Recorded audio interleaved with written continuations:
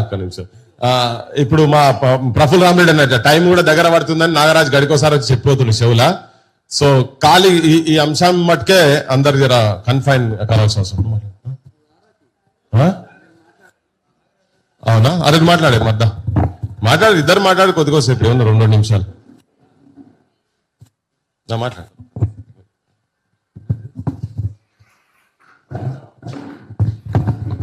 ఈ సమావేశాన్ని ఏర్పాటు చేసిన పృథ్వీ అన్నకి తెలంగాణ అభినందనలు. ఇవాళ రవీంద్ర భారతిలో బాలసుబ్రహ్మణ్యం గురించి చర్చ నడుస్తూ ఉంది. అయితే ఈ ప్రత్యేక రాష్ట్రం వచ్చింది, సమైక్య రాష్ట్రంలో ఆ రోజు మాట్లాడారంటే అది కాదు. ఇప్పుడు తెలంగాణ రాష్ట్రంలో ఆంధ్ర వాళ్ళు విగ్రహాన్ని పెట్టడానికి ప్రయత్నాలు చేస్తూ ఉన్నారు. ఈ ప్రయత్నాలు చేయడానికి కారణం కూడా ఏంటంటే రేవంత్ రెడ్డి గారు ఇవాళ జూబ్లీహిల్స్ ఎన్నికల్లో ఎన్టీఆర్ విగ్రహం పెడతా అని చెప్పి అన్న తర్వాత, రోషయ్య విగ్రహం పెట్టిన తర్వాత మెల్లగా ఇప్పుడు ఆంధ్ర వాళ్ళు కూడా విగ్రహాలని స్టార్ట్ చేసారు, విగ్రహాలు పెట్టడానికి ముందుకు వచ్చారు. అయితే ఈ 2-3 రోజుల నుంచి వాట్సాప్లో లేదా సోషల్ మీడియాలో పృథ్వీ అన్న చర్చ ఇదంతా కూడా బాగా నడుస్తూ ఉంది. ఈ క్రమంలో ఇవాళ విగ్రహాల గురించి కాకుండా తెలంగాణ అస్తిత్వమే ఒక ప్రమాదంలో పడుతున్న పరిస్థితి ఎలా కనబడతా ఉంది. కాబట్టి ఖచ్చితంగా రవీంద్ర భారతిలో బాలసుబ్రహ్మణ్య విగ్రహాన్ని పెడితే మనం కూలగొట్టవలసిందే, తొలగించవలసిందే. అదే స్థానంలో దేశాన్ని, భారతదేశంలోనే 1921లో మూకీ సినిమాల ద్వారా ప్రపంచాన్ని భారతదేశ అంటే తెలంగాణ సంస్కృతి సాంప్రదాయాల్ని తెలియజేసిన పైడి జయరాజు విగ్రహాన్ని రవీంద్ర భారతిలో పెట్టాల్సిన అవసరం ఉన్నది. అలాగే సమయం కూడా తక్కువ ఉంది కాబట్టి ఈ తెలంగాణ రాష్ట్రంలో తెలంగాణ సినిమా పాలసీని ఒకటి తీసుకురావాల్సిన అవసరం ఉంది. అలాగే 100 ఎకరాల్లో పైడి జయరాజు ఫిలిం యాక్టింగ్ స్కిల్ యూనివర్సిటీని తీసుకురావాల్సిన అవసరం ఉంది. ఇవాళ బాలసుబ్రహ్మణ్యం సినిమా చుట్టే అంశాలు నడుస్తూ ఉన్నాయి కాబట్టి ఇవాళ 12 సంవత్సరాలు ఈ రాష్ట్రంలో తెలంగాణ వచ్చిన తర్వాత కూడా ఇలా మన అస్తిత్వం మీద, మన సంస్కృతి మీద, మన సాంప్రదాయాల మీద ఇవాళ దాడులు జరుగుతూ ఉన్నాయి.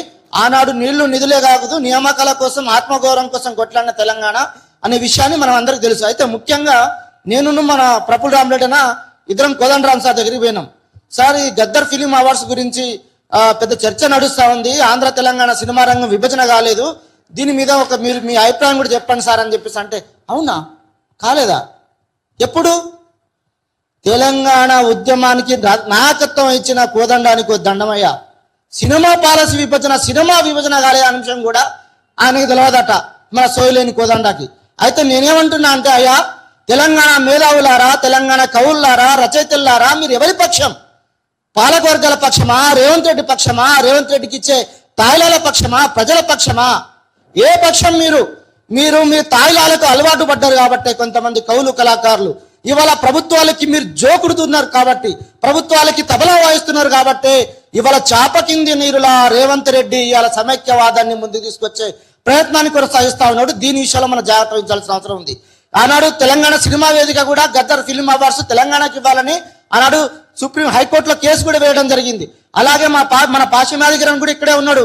ఇలా తెలుగు ఫిలిం ఛాంబర్ లో సి నారాయణ రెడ్డి గారు 3000 పాటలు రాసిండు. తెలంగాణ మట్టి పరిమళం, తెలంగాణ గురించి ఆనాడు మాట్లాడిన, తెలంగాణ గడ్డ మీద పుట్టిన అతనికి అవమానం జరిగింది అన్న జయంతులు ఎవరు నిర్వహించట్లేదని తెలంగాణ సినిమా వేదిక ఆధ్వర్యంలో మేము తెలుగు ఫిలిం ఛాంబర్ లో ఒక జయంతిని నిర్వహించినాం. అప్పుడు యాదగిరి కూడా వచ్చిండు. అక్కడ ఏం జరిగిందంటే, అయ్యా మా పైడి జయరాజు ఫోటో చిన్నగా ఎందుకున్నది, మీ ఫోటోలు పెద్దగా ఎందుకున్నాయి? మొత్తం దాదాపు 200-300 ఫోటోలు ఉంటాయి. అక్కడ ఒక 3-4 ఫోటోలు మాత్రమే, అవి చిన్నగా ఉన్న ఫోటోలు మాత్రమే. ఆ విషయంలో అక్కడ పెద్ద గొడవ జరిగితే ఇలా తెలంగాణ గురించి మాట్లాడినా, తెలంగాణ ఆత్మగౌరవం గురించి మాట్లాడినా, తెలంగాణ త్యాగాల గురించి మాట్లాడినా సోకాల్డ్ మేధావులు ఎక్కడ పన్నారో అర్థం చేసుకోవాల్సిన అవసరం ఉంది. ఎక్కడున్నారో ఇవాళ మనం గాలించవలసిన అవసరం ఉంది. ఇలా పృథ్వీ అన్న లేదా మన వాళ్ళే మాట్లాడుతున్న పరిస్థితి ఉన్నది. అంటే ఇప్పుడు మేధావులంతా ఎక్కడున్నారు? వీళ్ళంతా ఎందుకు మాట్లాడట్లేదు? ఇంతకుముందు పృథ్వీ అన్న కూడా చెప్పింది కదా, ఎక్కడున్నారు మీరంతా?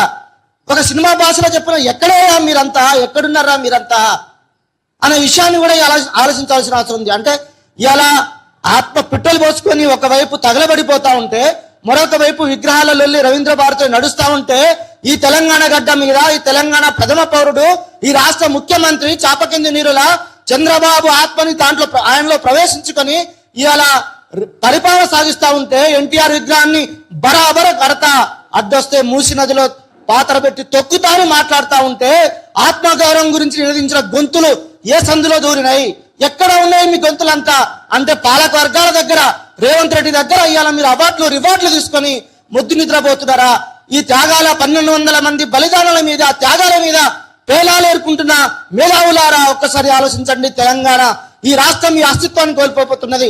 ప్రభాకర్ రెడ్డి గారు, సినారే గారు, కత్తి కాంతారావు గారు, పైడి జయరాజు గారు, లేదా దాశరథి గారు, ఇలాంటి వాళ్ళకి తెలంగాణ రాష్ట్రంలో, స్వరాష్ట్రంలో అవమానాలు, చీదరింపులు జరుగుతూ ఉంటే బాలసుబ్రహ్మణ్యం విగ్రహం గురించి ఈ తెలంగాణ గడ్డ మీద రవీంద్ర భారతిలో ఒక సంస్కృతి కళావేదికలో చర్చ జరుగుతూ ఉంటే మొత్తం నిద్ర వహిస్తున్న మేధావులారా, కనీసం మాట్లాడరా? మాట్లాడండి అనే విషయాన్ని కూడా ఈ సందర్భంగా మనం తేల్చుకోవాల్సిన అవసరం ఉంది.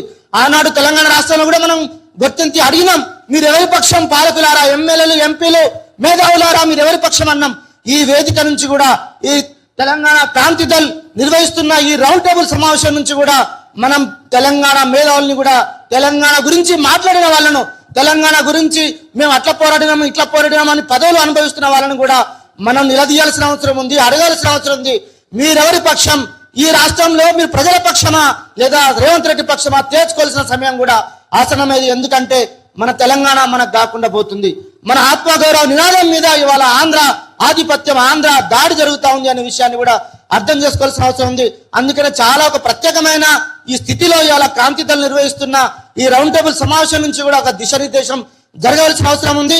అలాగే మనం ఒక ఏదైతే బాలసుబ్రహ్మణ్యం విగ్రహం గురించి మనం చర్చిస్తున్నామో, తెలంగాణ గురించి త్యాగాలు చేసిన వాళ్ళు, రక్తం చెందించిన వాళ్ళ విగ్రహాల్ని పునఃప్రతిష్ఠించడానికి ట్యాంక్ బండి మీద కూడా మనం ముందుకు పోవాల్సిన అవసరం ఉంది.